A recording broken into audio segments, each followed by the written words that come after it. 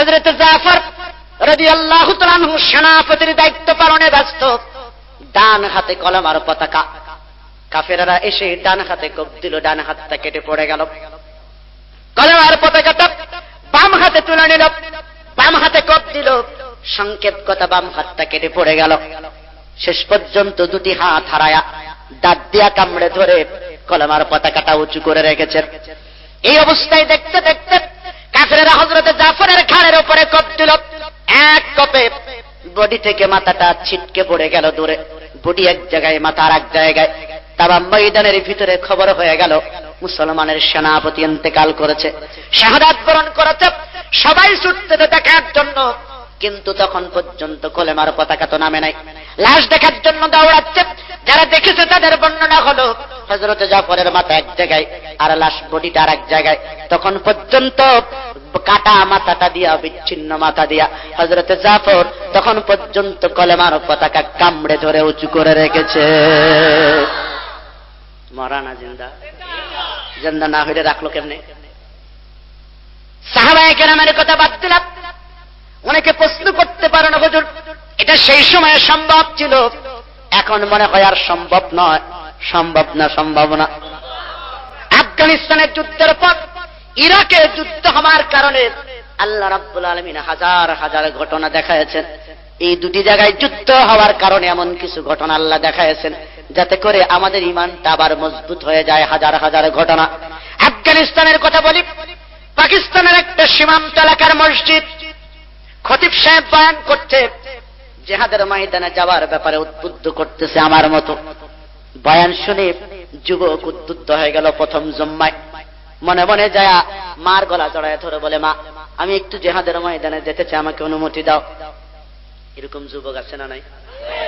যারা মার কাছ থেকে অনুমতি নিয়ে রাখছে। আমি তো আমার মার কাছ থেকে অনুমতি নিয়ে রাখছি। 22 দিন যখন আমি কারাগারে ছিলাম, আমি একটা ছোট্ট চিঠি লিখছিলাম। এই চিঠি নিয়ে অনেক আলোচনা সমালোচনা হয়েছে। আমি মার কাছে চিঠি লিখছিলাম যে মা আমি জেলখানায়।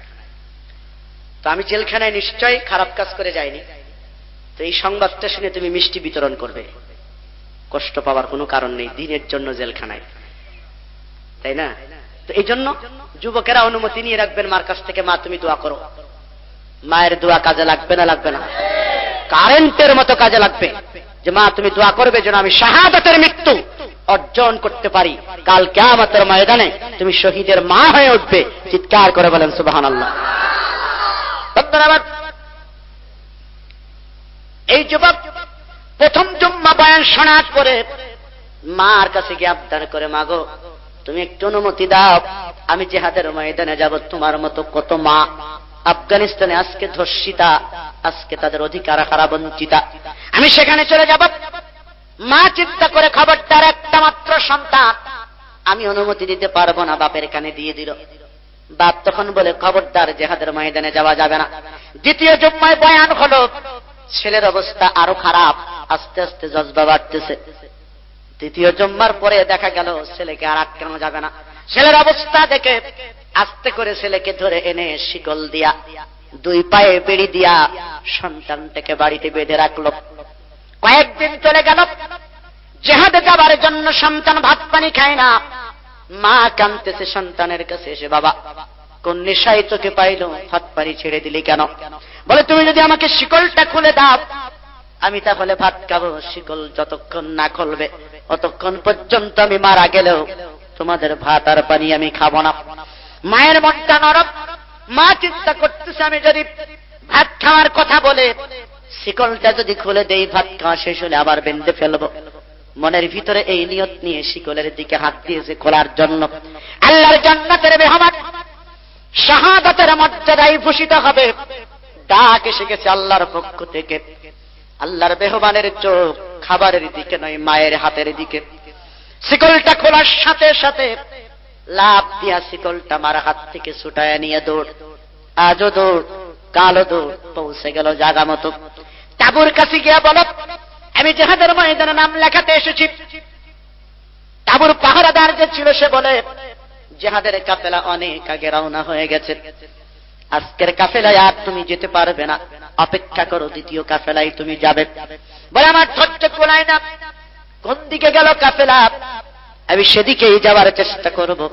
নাসড় হয়ে শেষ পর্যন্ত তাঁবুর পাহারাদার আঙ্গুল দিয়ে ইশারা করে দেখায় দিল এইদিকে গেছে কাফেলা। শিকলটা পায়ে বাপদাপ ঝুলতেছে। এই অবস্থায় দৌড়াতে দৌড়াতে জিহাদের ময়দানে চলে গেল, যেখানে যুদ্ধ চলতেছিল। হাতে কিচ্ছু নাই, অস্ত্র শস্ত্র নাই, লাঠি সুটা নাই, কিচ্ছু নাই। পাথর দিয়া যুদ্ধ করতেছে নিজের মতো। করতে করতে হঠাৎ করে এক সময় গুলি এসে লাগলো তার ঘাড়ের উপরে, ঢলে পড়লো। পাহাড়ের গুহার মধ্যে রক্তাক্ত হয়ে পড়ে গেল। কেউ খবর নিল না।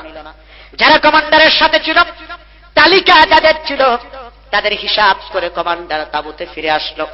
কয়জন মারা গেল, কয়জন আহত হইল, কয়জন বেঁচে আছে তার তালিকা আছে, কিন্তু এই যুবকের তালিকা তো কমান্ডারের হাতে নাই। পরে থাকলো তারা লাশটা অভাবে। 2 মাস চলে গেল, 2.5 মাস চলে গেল, 3 মাস পর্যন্ত লাশটা পাহাড়ের গুহায় পড়ে আছে। মাকে স্বপ্ন দেখায়, মা আমি কি অপরাধ করলাম, আমার লাশটা পর্যন্ত তোমরা নিলে না। পরপর 3-4 দিনে ভাবে। মা বাবাকে একই সাথে স্বপ্ন দেখানোর পরে বাবা পাগল হয়ে গেছে। খুঁজতে খুঁজতে খুঁজতে খুঁজতে ওই তাঁবুর কাছে এসে জিজ্ঞেস করে, এরকম চেহারা আর এরকম নামে একটা ছেলে কি তোমরা দেখেছো জিহাদের ময়দানে এসেছে? কেউ বলতে পারে না, কেউ চিনতেও পারে না। তালিকার মধ্যে এরকম কোন নাম তাদের যুদ্ধ সৈনিকের মধ্যে নাই। শেষ পর্যন্ত তাঁবুর ওই লোকটা বলে, পাহারাদার যে ছিল, সে বলে আমার কাছে অমুক দিন সকালবেলা একটা যুবক আমার কাছে এসেছিল। বলে কোন চিহ্ন আছে কিনা? বলে হ্যাঁ, পায়ে শিকল বাঁধা আছে। বলে তাহলে এটাই আমার ছেলে, আমাকে আর চিনতে বাকি নাই। তখন তাঁবুর পাহারাদার বলে আমি দেখিয়ে দিয়েছিলাম। সেদিকে কমান্ডারের নির্দেশ দিল, দেখো ওই পাহাড়ি অঞ্চলে খুঁজে দেখো। তন্ন তন্ন করে খোঁজার পরে পাওয়া গেল লাশ। যারা তার গায়ে প্রথম হাত দিয়েছিল তারা বলে, খোদার কসম করে বলি, লাশটার গায়ে হাত দেওয়ার সাথে সাথে, যখনই আমরা হাত দিলাম, হাত দেওয়ার সাথে সাথে যেই জায়গাটার গুলিটা লেগেছিল সেই জায়গা থেকে তখনও ফিনকি দিয়া তাজা রক্ত বের হতেছে। বাল আহইয়াউ ওয়ালাকিন লা তাশউরুন। ওরা জিন্দা থাকে, আসলে আমরা সেটা বুঝি। على الفلاح